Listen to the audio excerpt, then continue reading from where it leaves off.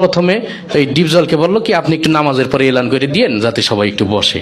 তাই ডিপজল নামাজের পরে তার মতো করে এলান করতেছে এইভাবে, ইনশাল্লাহ ভাই বাকি নামাজের পরে মসজিদ ইমানে কিনের কথা হইব, ওই মুসল্লি তোরা গলতে ববি, নাইলে কিন্তু সান্ডে মান্ডে কলজ করে দিব, কয়া দিবা লাচ্ছি। তা সবাই তো ভয়ে বসে গেছে, সর্বনাশ যেই লোক এলান করছে না বসলে তো খবরই আছে। তারপরে ওই প্রথম যে ইমানের বিষয়টা, কালেমার বিষয়টা দেওয়া হলো মিশা সওদাগরকে, যে আপনি একটু কালেমার বিষয়টা আপনার মতো একটু সাজাই গুছাই বলেন। তাই মিশা সওদাগর কালেমার বিষয়টা বলতেছে এইভাবে, আমরা দু চোখে যা কিছু দেখি আর না দেখি সব আল্লাহ সৃষ্টি মাখলুক। মাখলুক কিছু করতে পারে না আল্লাহর হুকুম ছাড়া, আর আল্লাহ সব কিছু করতে পারে মাখলুক ছাড়া। তাই যাই হোক সে তার মতো করে বলে গেল। তারপরে নামাজের বিষয়টা ডিপজলকে আবার দিল, যে আপনি একটু নামাজের বিষয়টা আপনার মতো করে বুঝাই বলেন।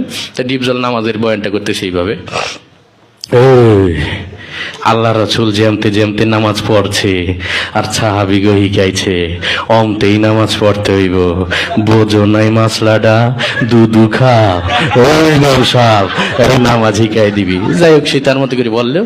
তারপরে জিকিরের বিষয়টা দিয়ে হলো কাবিলাকে, যে আপনি একটু আপনার মতো করে কি জিকিরের বিষয়টা একটু বুঝাই বলেন। তাই কাবিলা জিকিরের বয়ান করতেছে এইভাবে, ওর হালতে মাওলা পাকে জিকির তোমার দিলের ভিতরে টাস টাস দিয়ে বাজতে থাকবে। জিকির হইলে যদি তুমি কবরের ভিতরে হান্দাই পারো তাইলে তো বাইসেই গেলা, আর জিকির না হইলে কবরে হান্দাইলে ফেরেশতারা তোমার 14 শিখের ভিতরে হান্দাই দেবে। যাই হোক সে তার মতো করে বলে গেল। তারপরে একরামুল মুসলিমিন, মুসলমান পরস্পর হৃদ্যতা ভালোবাসা, এটা দিয়ে হইলো নায়ক ওমর সানিকে। তো ওমর সানি তার মতো করে বুঝাই বলতেছে এইভাবে, একজন মুসলমান আরেকজন মুসলমানের দুঃখ কষ্ট ভাগাভাগি করে দেওয়ার নাম একরামুল মুসলিমিন।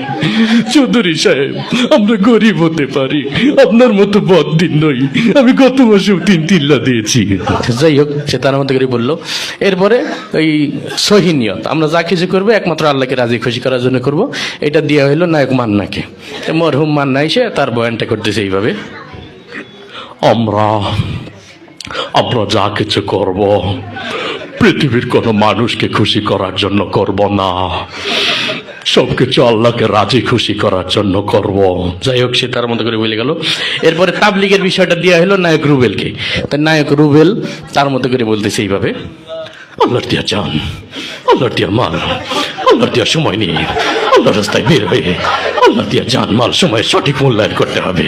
আর জেনে রাখি শয়তান, তুই যদি আল্লাহর দিয়া জান, আল্লাহর দিয়া মাল, আল্লাহর দিয়া সময় সঠিক মূল্যায়ন না করিস, তুই বেঈমান হয়ে মারা যাবি, বেঈমান হয়ে মারা যাবি। এই ছিল আর কি বিষয়টা।